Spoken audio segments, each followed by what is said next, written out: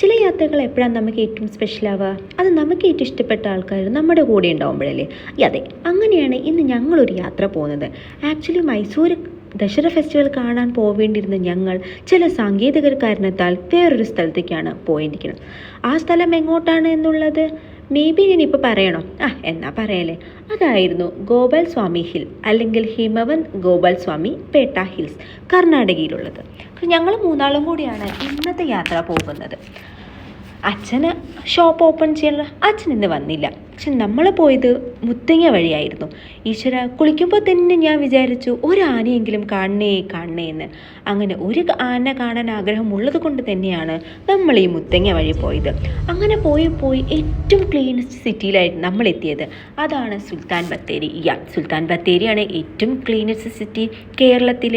ആ ഒരു tag line ഉള്ളത് കൊണ്ട് തന്നെ ജോബിന് ഭയങ്കര അഹങ്കാരമായിരുന്നു. അങ്ങനെ പോണ വഴിക്ക് നമ്മൾ സ്നാക്സൊക്കെ മേടിച്ച് അങ്ങനെ കേരളമൊക്കെ കണ്ട് നമ്മളങ്ങ് കർണാടക എത്തി ഗൈസ്.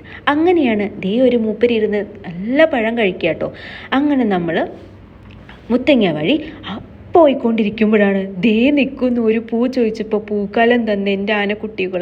അവിടെ വണ്ടി നിർത്താൻ സൗകര്യം ഇല്ലാത്തതുകൊണ്ട് ഞാനൊരു മിന്നായം പോലെ കണ്ടോളൂ. അതിലെനിക്ക് വളരെ വിഷമമുണ്ടെങ്കിലും പക്ഷെ ഞാൻ ആ വിഷമം അങ്ങ് സഹിച്ച്. അങ്ങനെ നമ്മൾ ബ്യൂട്ടിഫുൾ ആയിട്ടുള്ള റോഡിലൂടെയായിരുന്നു പോയിക്കൊണ്ടിരുന്നത്. നല്ല റോഡ്, ഡ്രൈവിങ്ങിന് പറ്റിയ ടൈമായിരുന്നു. പക്ഷെ നല്ല പൊട്ട വെയിലായിരുന്നു ഞങ്ങൾ പോയ സമയത്ത്.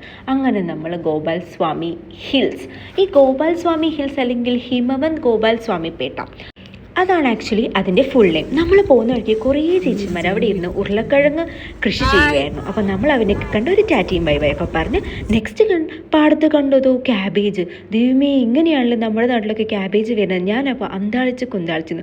അപ്പോഴാണ് ഒരു ക്യൂട്ട് പപ്പീനെ റോഡ് സൈഡിൽ കണ്ട് എടുത്ത് വണ്ടിയിലിട്ട് കൊണ്ടുപോയാലോ എന്ന് ഞാൻ ആഗ്രഹിച്ചുവെങ്കിലും ഇനി എങ്ങാനും ഓണർ വന്ന് തല്ലിയല്ലോ എന്ന് പറഞ്ഞ് ഞാൻ ആ നിരീഷ്ടം വേണ്ടെന്ന് വെച്ചു ഗൈസ്.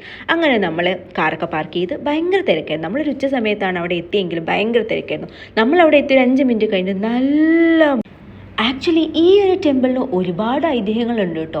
4770 ഫീറ്റ് മുകളിലാണ് ഈ ഒരു ഹിൽസ് സ്ഥിതി ചെയ്യുന്നത്. ഇതിന് ഹിമവന്ത് എന്നതിൻ്റെ അർത്ഥം തന്നെ മിസ്റ്റ് കവേർഡ് എന്നായിരുന്നു. അതെ, എല്ലാപ്പോഴും മിസ്റ്റ് കിട്ടണമെന്നില്ല കേട്ടോ, അതിന് കുറച്ച് ഭാഗ്യമൊക്കെ വേണം. ഞാനിത് സെക്കൻഡ് ടൈമാണ് പോകുന്നത്. ആ 2 ടൈം പോയപ്പോഴും എനിക്കവിടെ അത്യാവശ്യം അടിപൊളി ക്ലൈമറ്റാണ് ഫീൽ. നിങ്ങൾക്ക് എന്നെ കണ്ടാൽ മനസ്സിലാവും. സ്മോക്ക് വരൂ ഗൈസ്, അത് സ്മോക്ക് വന്നു. ആ ഒരു അവസ്ഥയായിരുന്നു എൻ്റെ മോന്. ഒരു രക്ഷയില്ലാത്തൊരു ക്ലൈമറ്റ്. നമ്മൾ അവിടെ നിന്ന് ഇവരുടെ കർണാടക ബസ്സിൽ തന്നെ ടിക്കറ്റ് എടുത്തിട്ട് വേണം നമ്മൾ മുകളിൽ കയറണമെങ്കിൽ.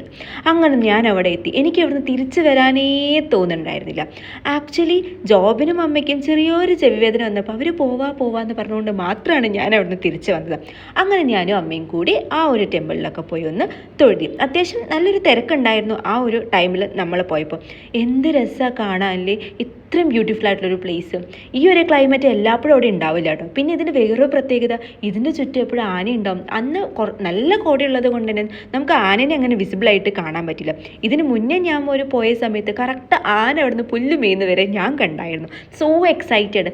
അങ്ങനെ ഇതെല്ലാം കണ്ട് നമ്മളതേ നേരെ തിരിച്ചു വന്നു. വരുന്ന വഴിക്ക് മൊത്തം ആനപ്പിണ്ടം ആണെങ്കിലും ഒരു ആനേനെ പോലും കണ്ടില്ല. അങ്ങനെ നല്ല ചൂട് ബജിയും മേടിച്ച്